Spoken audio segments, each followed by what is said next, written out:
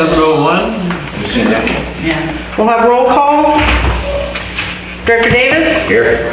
Director Beatty? Here. Director Smiley? Here. Director Sangster? Present. Director Green? Director Green advised but not here. I need approval of the special meeting agenda. Motion to approve. I'll second. All in favor? Aye. Anyone opposed? Hearing none.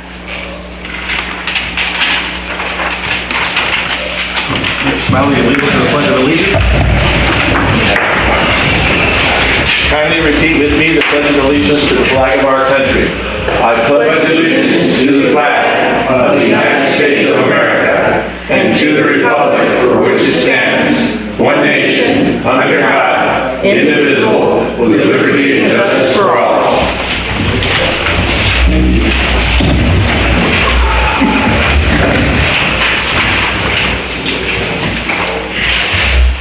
All right.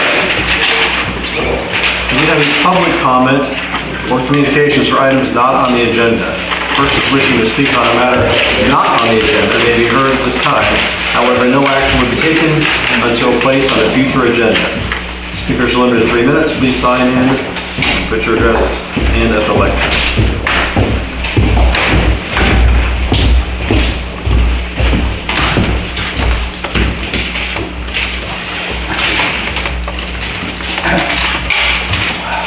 Yes, thank you, Board. My name is Greg Grewal. I don't know how many of you, I know your website put out to give back feedback on the 2024 annual report for the basin. My concerns with the basin, Sorry. yeah, start my deal over. I went like 9 minutes.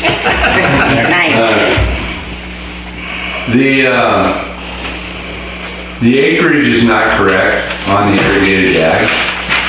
The amount of water that's used by the vineyards is 1.7 instead of 1.2.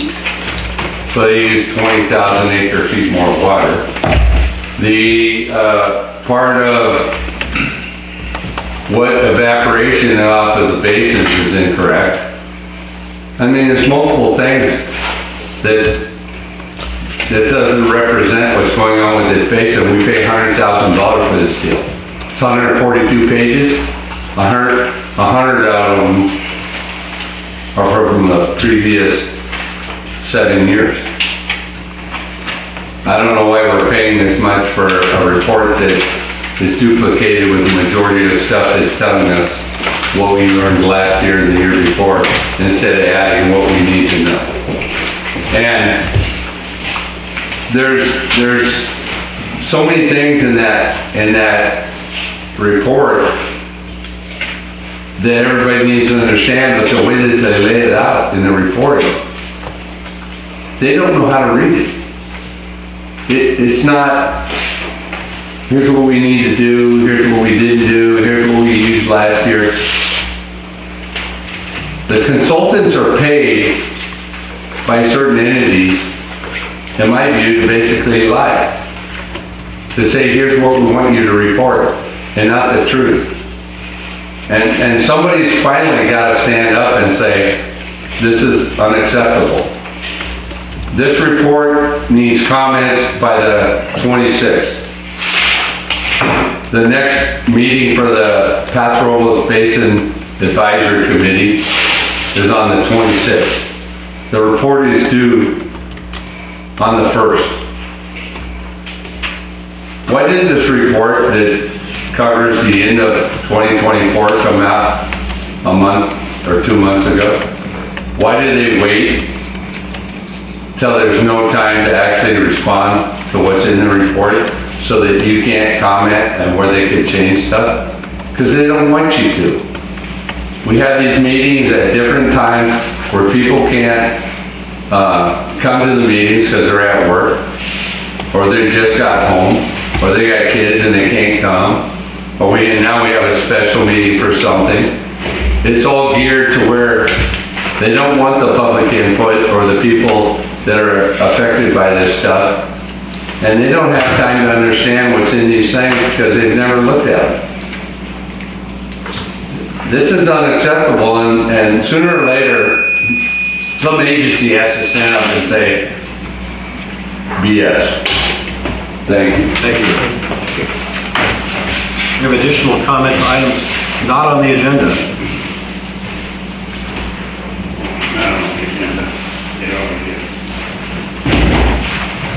All right, seeing no other public comment, we'll move on. Thank you. Actually, I'm sorry, can I make the public comment? This is awesome, because I noticed there's no screen. So, you guys conduct meetings, and you're looking at certain legal documents like tonight, all these, the agreements that are being considered tonight. And where's the presentation? Where's the presentation for this meeting? Do you guys have copies of those agreements right in front of you to look at? Because I'm going to point out some things to you, and the public deserves to see the same things. And you guys can't even put up your damn screen to show what's going on to the public here. So you guys need to get your act together, and I demand that before this meeting even moves on, you get the screen up there and start showing what the hell you're talking about. Yes. Thank you. What a joke. Any other public comment for items not on the agenda? Okay. We'll move on. Board action items. Item number 1. So this item is for the review, discuss, and provide direction to staff regarding the final JPA for the administration of the Pastoral Robles Area Groundwater Subbasin Groundwater Sustainability Plan. This is the 4th time, I think, that the board has discussed this. The final plan, or the final JPA, was provided in the packet had minor changes from the version that we discussed at the February meeting, and is being brought back at the board's request as a final version. To my knowledge, at this time, the 4 other agencies have adopted, or not adopted, but agreed to this language. So if you have any questions, we can go through each section. I know there was some questions last time regarding the change from the last meeting, which was regarding the split of legal costs. But the purpose of tonight's meeting is only to either approve or not approve this JPA. We're not approving rates, we're not approving anything else. It's only for this board to decide whether the San Miguel Community Service District wants to be a party of this joint powers vote. Okay. I got a question. Sure. You said this was brought back at the board's request. I don't remember the board requesting a special meeting. This was sent to the March meeting, March the 27th. Who gave you permission to bring up a special meeting on this? It sure wasn't the board. So I discussed it with the board president, which is policy, and he agreed to have a special meeting so that we can discuss this prior to the end of the week so that we can, so proper arrangements can be made for the PDCC meeting, which is on the 26th. I'd like to see the bylaw for that. Yeah. Yeah, let's see the bylaw for that. That is You got correct. one? You don't, do you? All right, so Sir, this is not public comment. So if you don't have a bylaw, you can't do it. Murray, we need to keep it reined in, all right? Do you have more questions, Director Davis? Well, like I said, I mean, you know, to me, this was already tabled until the March 27th meeting, and I don't see how they could have a special meeting. To me, it could have waited until the 27th of March meeting. Don't make sense to me. Just a waste of time and money. Okay, well, I value your opinion. Yeah. I acted within our normal policy to request special meetings, and we're here tonight. Like to see the policy. Point of order. Point of order. Yeah, we're gonna allow the audience to participate. We'll keep it reined in. Is there comment or questions from any members of the board regarding the JPA? I have one statement. We've talked about dissolving we've got it on our agenda to talk about dissolving our community services district. So if the C.S.D. board votes against the JPA and then decides to dissolve itself, does it mean that the county will impose its own groundwater rules on San Miguel? Will San Miguel be subject to the JPA but not have any representation? So, to answer that question, if the district were to dissolve, it would go back to a county area. At that point, it would be subject to all county rules and regulation, including any rules or regulations that they have adopted for their GSA for the unincorporated areas. So, if that were to occur, the only representation that the community would have would be the county supervisors. Thank you. But the reality is that the likelihood of this CSD being dissolved is very, very low or non-existent, because the county would want us to be dissolved and want to take back the authority, which is unlikely. Yeah, they would have to want to do it. There would have to be an actual purpose to do that. There's not a reasonable reason at this point to dissolve the district. Yeah. I'll just make some comments of my own and my view of this opportunity to be a part of the JPA. One, there seems to be, gentlemen, there seems to be this idea that, if we don't participate, we're going to be under the thumb of Bruce Gibson, but again, we're our own CSD, we're our own governance, we drive our own bus. So I don't think the threat of being under Bruce Gibson's thumb is really valid. I don't think it should be a point where we're forced into adopting this because we're worried about what Bruce Gibson might do. Secondly, the biggest concern I have is for every resident within this district that will be paying for all of this. I believe our council at the last meeting indicated that the cost is unknown. There's no established per resident or per meter or per anything cost. The JPA clearly states that this executive director who they hire, there's no rate of pay. It could be $300,000 or $500,000 a year. They can hire consultants. They can buy property.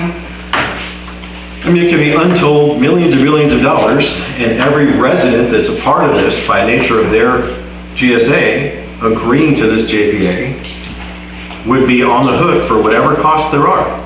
You can't say it's going to cost every resident $8 a month, and then they run up $10 billion in bills, and that $8 a month doesn't cover it. Where's the rest come from? So for me, there's a lot of unknowns that, quite frankly, are not really well illustrated in this. I would shudder to think that giving this newly formed bureaucratic entity a blank check. To me, it just is a lot of unknown, and I really fearful for what it would mean for our ratepayers. So in part response to your point, I understand your point, it does make 100% valid sense, that a lot of those things cannot be determined until either the 4 agencies move forward together, or the 5 of us move forward together. So the rates would be established based on how many properties obviously are being served by that JPA, whether that means that they're including San Miguel or they're not including San Miguel. There is hesitation, obviously, because there's even though some rates have been presented at the PVCC meetings and the workshop, and even at this meeting, they're not far enough along that you can definitively say this is how much it's going to be. And as I'm sure we're all keenly aware, the job market is all over the place, and people can attain top dollar for this type of position. So it could really be that maybe you're paying 150, maybe you're paying 500 for management of the base, or management of the JPA. Unfortunately, those things are subject to change based on what that JPA is actually doing. But really, this is the first step in deciding whether or not we want to be part of that. If the board decides tonight that they want to move forward with the JPA, then there is a clause in there to get out within 90 days and only be subject to what you agreed to in the beginning. So our portion that we'd still be paying for until July, if we get out within 3 months of July, then we're not out anything extra. And our community wouldn't be obligated to anything extra that would be essentially in the next fiscal year for the JPA. But, I mean, again, really, we're at that point right now where either we're going to take the step and say that we want to see where it goes, or we're going to take a step back and say, no, you guys see how it goes, and we can try to get in later.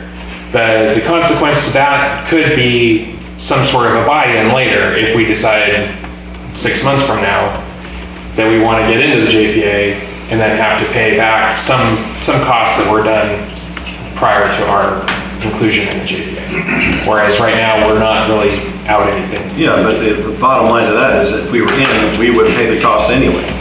So, I mean, for me, the whole risk here is that it's all of the unknowns.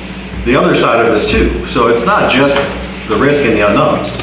What's the benefit? What's the tangible benefit to the community to be a part of this JPA?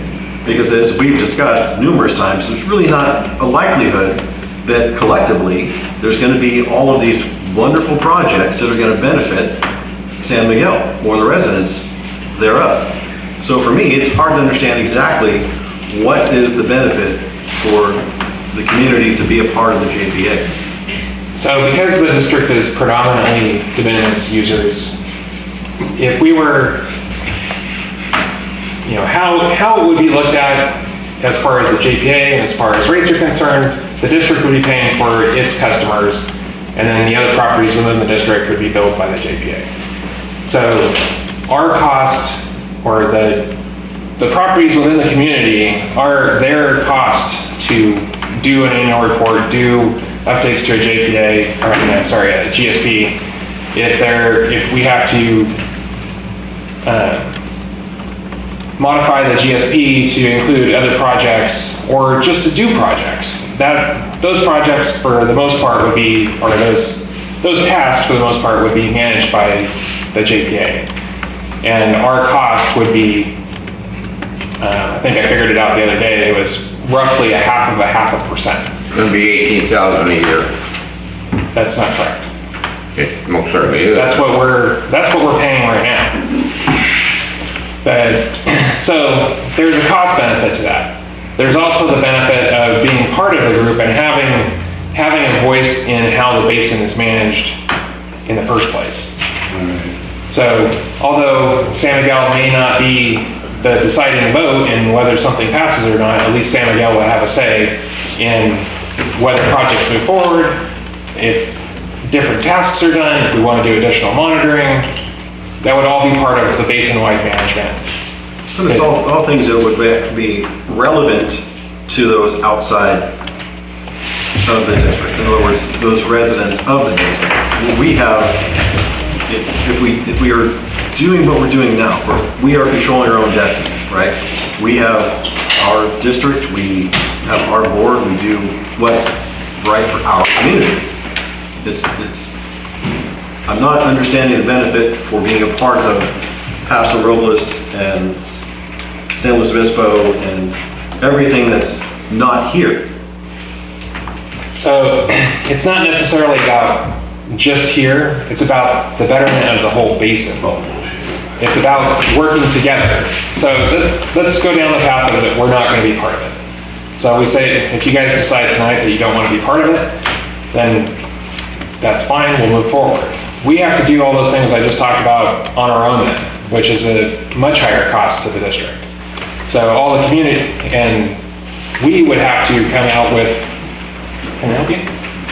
No, what you're saying is not true. But much higher cost, hold on, much higher cost to the district compared to what? So right now, we're budgeted $18,000 for our 3% portion of the hundreds of thousands of dollars that the Copper Committee is doing for the annual report for the GSP.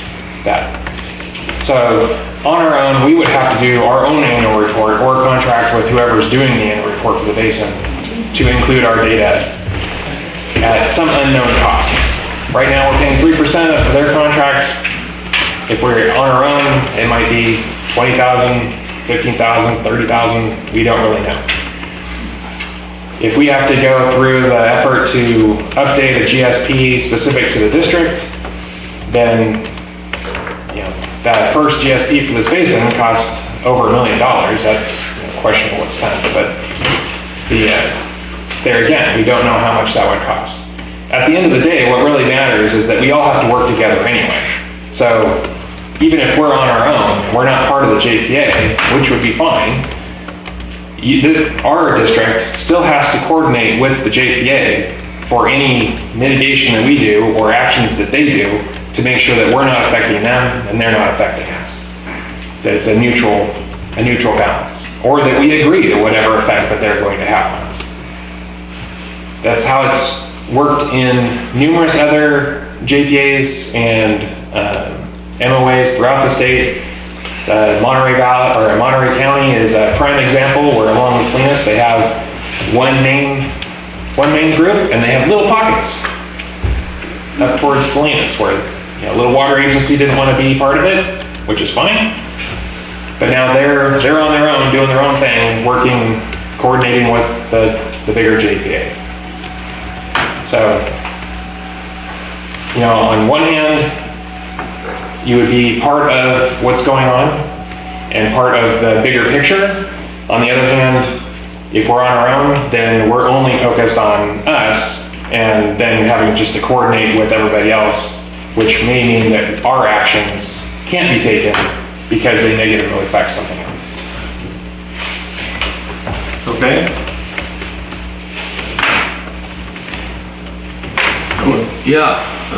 General Manager Kelly. You just said when I told you it was costing us $18,000 right now, and you said that was untrue, then you turned right around and said that it's costing us $18,000. So what is it? Am I right or are you? Based on In filling out what you need to turn into the frickin' county or the GSA or whatever, $18,000. And the information they need, okay, how much water do we pump? What are the well levels and everything? And if we can't do that in-house for $18,000 or less, something wrong. Turn in the report. So you said it's going to cost us $18,000, and I told you that it costs $18,000 right now. The proposed budget that has not been adopted and the proposed rates that have not been adopted put our cost share somewhere just south of $8,000 if we participate in the JPA. Again, that budget is not approved by the board. That is not approved by anything because it hasn't gotten that far. It's been put out to the public as an example of what the proposed costs are. The same thing with the rates. They've been put out to the public as a proposed cost, but they have not been approved because the JPA has to be formed in order to move forward with a rate study going out to the public. So yes, we're paying $18,000 right now, but if we were to participate in the JPA, the projected cost would be somewhere south of $8,000. Yes, for now. But you're giving them a blank check if we join the JPA right now. So JPA would operate the same way this board operates. You don't give me a blank check. The board approves a budget, And that budget is the guideline for what is able to be spent. So that the JPA board would have to approve a budget, and that budget is how they would spend it. They wouldn't just have carte blanche to do whatever they feel. Yeah, but I think the difference between that is that, we have a budget that's based on revenue that's created by water sales and wastewater, taxes, things like that. So it's all based on monies coming in that we know